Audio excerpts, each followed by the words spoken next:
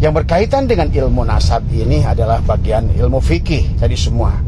Nah, kalau sudah bicara dengan ilmu fikih, berarti kita perkara fikih itu perkara yang ain tadi semua. Maka ini juga saya mungkin sedikit tentang pandangan Kiai Supron Makmun tentang ini Imad ini nggak usah diajak diskusi tadi semua, karena dia sudah berkata bahwa walaupun ulama sedunia saya tetap akan menolak begini. Nah, inilah makanya ranah yang seharusnya kita ini dalam budaya NU kita harus ada tabayun tadi semua, dicek dulu tadi semua. Karena pengetahuan saya demi Allah, ini saya jujur saja kepada semua, saya adalah pendukungnya Kiai Imad tadi semua. Karena saya melihat dari aspek keilmuan, dan urusan nasab ini adalah urusan fikih, dan fikih itu adalah perkara yang bisa dibuktikan. Fikih itu sesuatu yang bisa dibantah satu saat nanti. Nah, bagi mereka-mereka yang ada dalam ilmu pengetahuan, ya barangkali mungkin sebagai satu contoh gitu kan tadi semua, ya katakanlah secara suhroh wa istifadoh bahwa sesuatu yang serbuk putih itu adalah gula tadi semua, ya karena dia baunya seperti gula, bentuknya seperti gula dan lain sebagainya. Bisa saja orang menganggap kepada sesuatu itu yang kita anggap sebagai gula adalah secara suhroh istifadoh sudah masyhur ini sebagai gula. Tetapi kemudian satu saat nanti berkembang teknologi, sekarang ada etil maltol namanya, mirip seperti gula, baunya seperti gula, tapi ternyata dia adalah bukan gula tadi semua, ya. Nah, yang dimaksud Kiai Imad pada saat ini adalah bab fikih. Perkara fikih itu perkara yang ain. Sekarang ini adalah di mana dunia adalah pada abadnya genetika sekarang ini, di mana dunia sel, kromosom adalah sedang berkembang. Allah lah yang membuka itu, bukan Kiai Imad dan bukan dunia, bukan bukan siapapun dia pengamat. Jadi sesungguhnya yang mencetuskan adalah DNA itulah dari Allah sendiri tadi semua. Maka siapapun yang berkaitan dengan DNA ini pasti akan ada korbannya tadi semua. Karena DNA ini adalah perkara yang ain tadi semua, ya, yang sangat real dan nyata bisa dibuktikan. Itulah fikih. Maka tadi yang berkaitan dengan nasab, walaupun sudah suhroh wa istifadoh mungkin ratusan tahun sekalipun, tetapi karena teknologi saat itu adalah tidak mendukung tadi semua, maka fikih akan membuktikan suatu saat nanti. Maka bagi seseorang yang sudah menemukan, ya, bahwa ini ternyata bukan gula tapi etil maltol, walaupun disumpah mati sekalipun kata saya etil maltol, ini ada etil maltol. Sama seperti Anda untuk menentukan antara gula dan garam. Mungkin ada dua kelompok yang ribut, oh ini gula, ini garam, ini gula, ini garam tadi semua, ya. Ternyata setelah Anda ain membuktikan dengan merasakannya sendiri bahwa ini adalah gula, maka pada saat walaupun syuhroh wa istifadoh orang itu mengatakan ini garam, maka Anda akan berkata walaupun seluruh ilmuwan sedunia mengatakan ini garam, tetap ini adalah gula.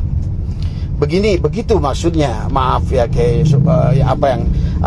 Kang Ardi yang berkaitan dengan Kiai Supron. Jadi tidak bijak Kiai Supron langsung mendakwa Kiai Imad dengan perkataan Kiai Imad, walaupun seluruh ulama sedunia menolak, maka saya tetap akan berpegang pada pendapat saya. Ya sama aja seperti saya.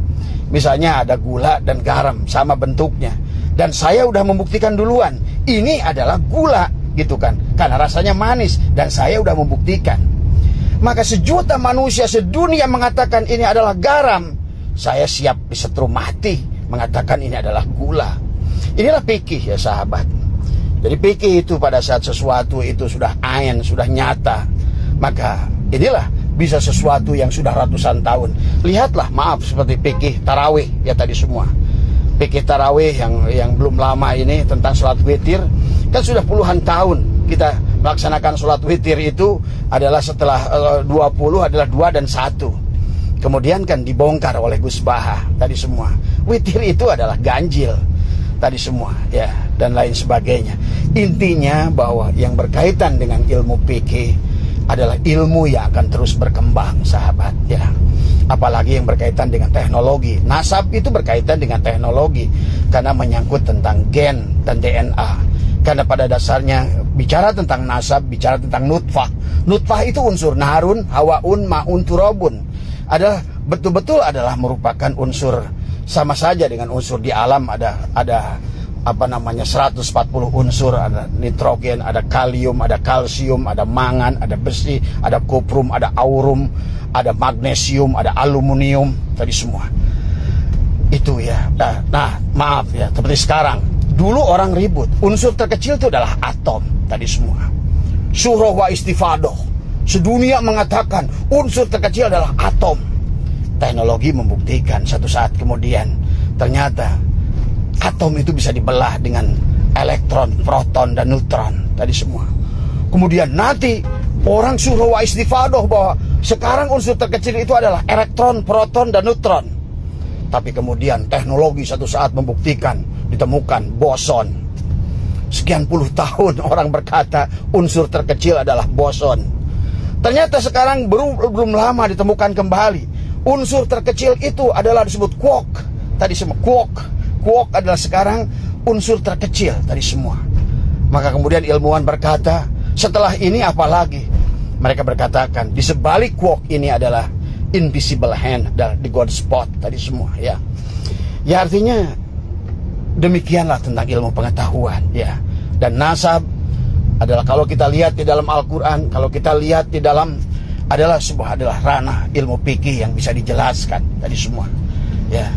Jadi jangan diberbenturkan bahwa nasab itu tidak bisa menjadikan patokan untuk nasab, betul. Tapi teori DNA itu bisa menentukan dia anak siapa tadi semua. Nah, adapun nanti dikaitkannya dengan anak siapa berkaitan dengan nasab, tinggal dengan secara proses apa tadi semua ya. Nah inilah ya barangkali kalau menurut saya sahabat tadi semua ini tentang kecerdasan berpikir ya. Kadang-kadang inilah makanya harus ada keseimbangan antara ilmu pondok pesantren dan ilmu sekolah itu tadi semua ya.